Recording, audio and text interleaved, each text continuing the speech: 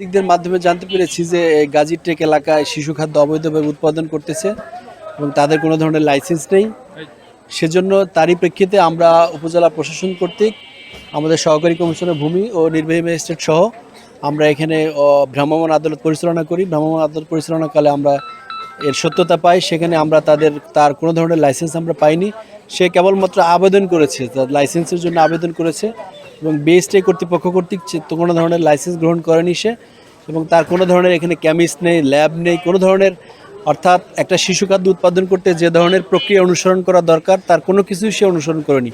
সেজন্য আমাদের সহকারী কমিশনার ভূমি ও নির্বাহী ম্যাজিস্ট্রেট এখানে ভ্রাম্যমাণ আদালত পরিচালনা করে তার সাজা ঘোষণা করেছে এবং সেখানে সাজা ঘোষণা করে তাকে 1 মাসের কারাদণ্ড দেওয়া হয়েছে আর 50,000 টাকা অর্থদণ্ড করা হয়েছে এবং অর্থদণ্ড তাৎক্ষণিক আদায় করা হয়েছে।